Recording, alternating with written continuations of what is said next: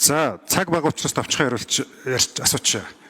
Монгол улсын ерөнхий сайдаа Монгол улсын яг давхардаагүй тоогоор та 32 дахь ерөнхий сайд.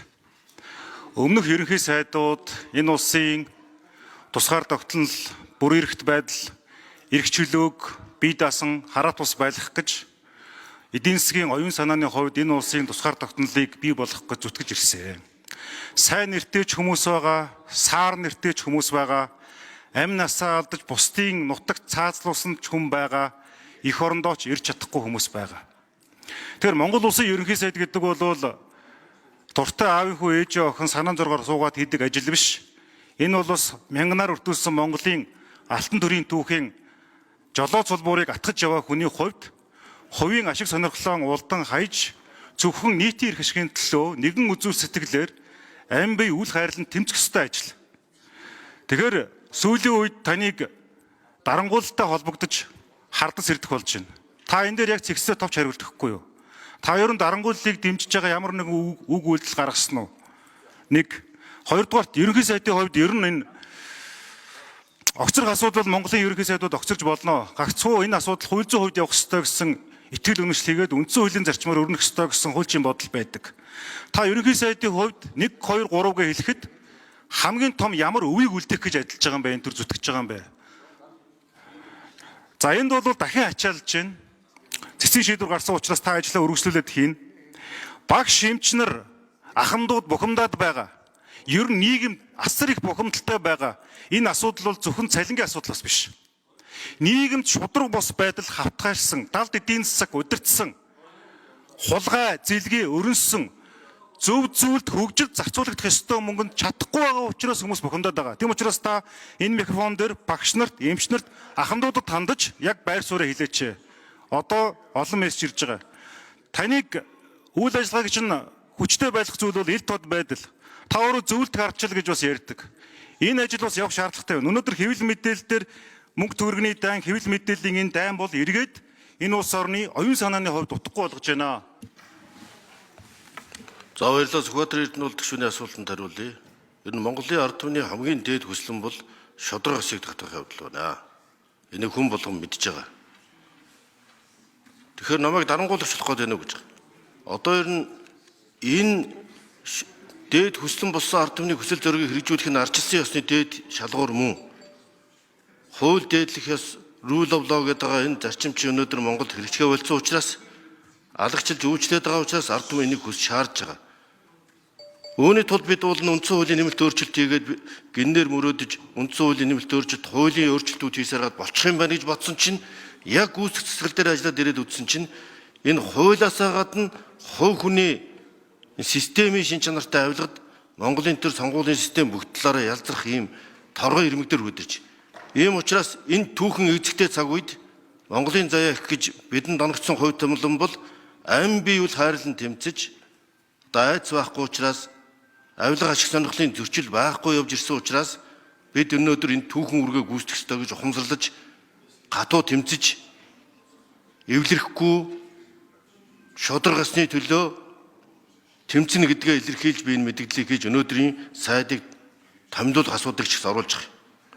Ийм учраас энэ түүхэн эзэгтэй үед би өөрийгөө 34 дахь ерөнхий сайд гэж бодож байгаагийн хувьд биш.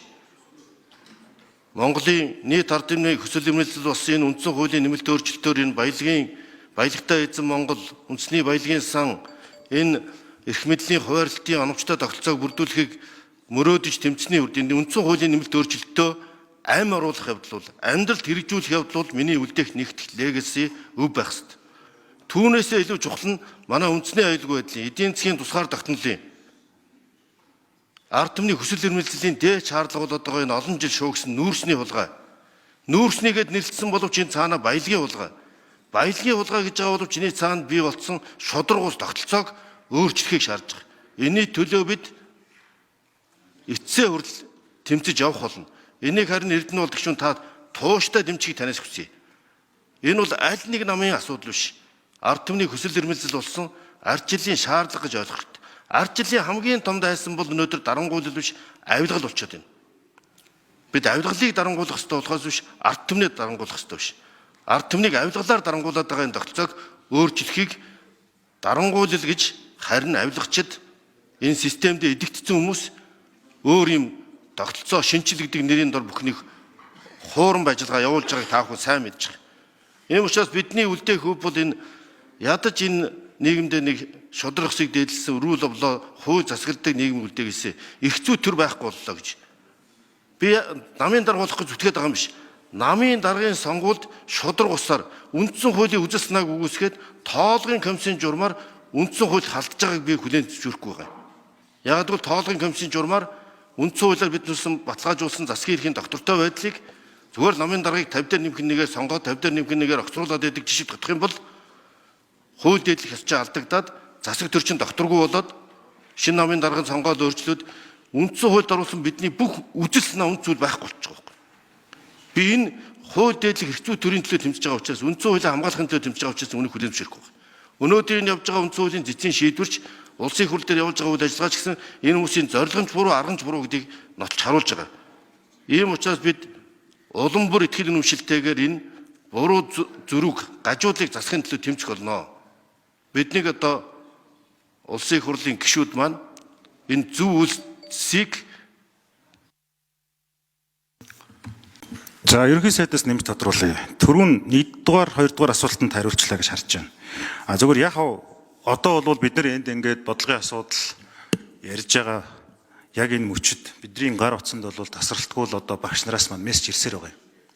Тэг яг түрүү хэлж байгаа санаа болохоор ер нь энэ боловсролын салбараа олон жил хөсөр хайсны л асуудал.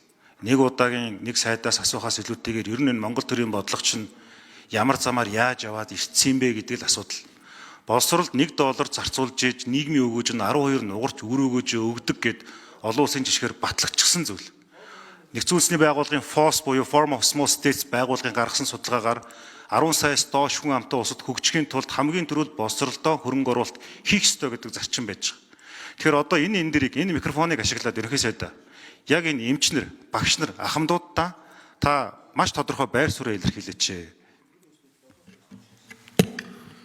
За ерөнхий сайд хариулъя.